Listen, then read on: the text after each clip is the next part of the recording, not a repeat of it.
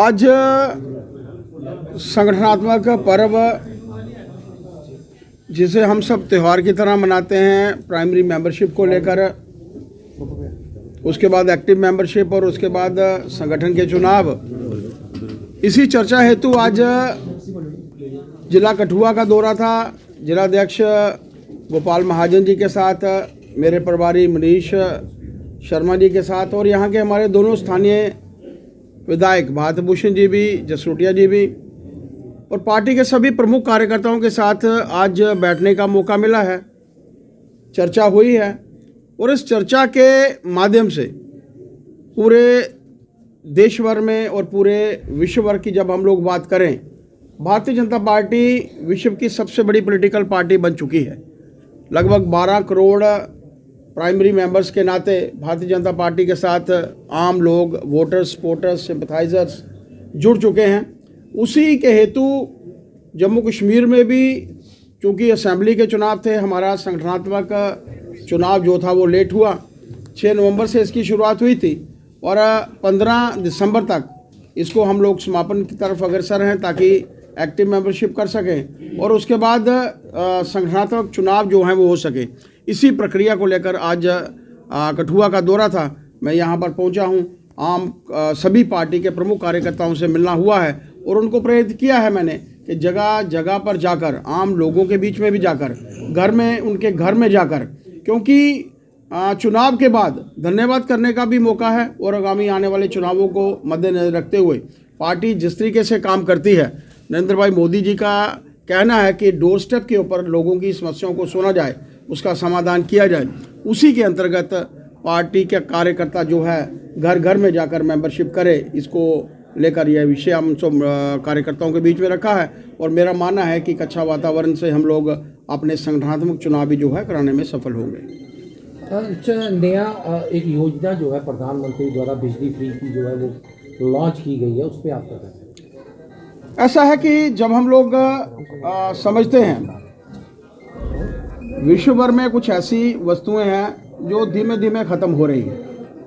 पानी को हम लोग प्रॉपर यूटिलाइज नहीं करते, वो ख़त्म हो रहा है। इसी तरीके से बिजली का भी, बिजली में भी ऐसे प्रावधान है कि अगर हम लोग इसकी प्रॉपर यूटिलाइजेशन नहीं करेंगे तो कमी होगी, क्योंकि पानी की जब कमी होगी तो इस रिसोर्सेज भी कमी होगी। लेकिन सूरज देवता के माध्यम से सोलर जो बिजली का निर्माण है, मेरा मानना है कि बहुत अच्छा कदम है। कल भी मैंने इजी सोलर करके एक कंपनी जो है उसका शुभारंभ किया था। बहुत अच्छी सब्सिडी है और इसके माध्यम से लगभग ज़ीरो बिल जो है, पावर बिल लोगों को आएगा। मेरा एक ऐसा मानना है, सरकार भी इसी की तरफ काम कर रही है और देश के प्रधानमंत्री जी ने जो आह्वान किया है, मेरा मानना है कि एक बहुत अच्छा कदम है। इसकी तरफ मैं आप मीडिया बंधुओं के माध्यम से भी सबके ध्यान में लाना चाहता हूँ कि इस विषय को हम लोगों को देखना चाहिए, क्योंकि सूरज की रोशनी से हम लोग उसको बिजली में कन्वर्ट कर सकते हैं और मात्र 0 बिल। मेरा मानना है कि कभी तो ये भी हो सकता है कि हम लोग उससे प्रॉफिट भी जो है वो अर्न कर सके। मेरा एक ऐसा मानना है कि बहुत अच्छा प्रयास प्रधानमंत्री जी का। जम्मू कश्मीर में जिस तरह से रिजर्वेशन पॉलिसी को लेकर एनसी के जो एमपी हैं वो भी सवाल उठा रहे हैं, किस तरह से देखते हैं? रिजर्वेशन काफ़ी बढ़ गई और ओपन मैरिट को बड़ा नुकसान पहुँच रहा है, एस्पिरेशंस की यही। ऐसा है कि रिजर्वेशन, जब यहाँ के जो नेता हैं, स्थानीय नेता हैं, ये यहाँ पर अशांति के माहौल के लिए आए हैं। जम्मू कश्मीर में चुनाव हुए थे, भारतीय जनता पार्टी 26% मत लेकर पहले नंबर पर रही थी। हम लोगों का कार्य, हमारे विधायकों का कार्य कि लोगों के बीच में जाएं, उनकी दुख तकलीफ़ें सुने, उनके कार्य करें। लेकिन ये लोग नहीं चाहते। आप लोगों ने असेंबली का पहला दिन देख लिया, रेजोल्यूशन लाया गया और समझते हैं कि ये रेजोल्यूशन कोई मूल्य नहीं रखता, उसके बावजूद उसको लाया गया और उसको आनन फानन में यस नो करके उसको पारित किया गया।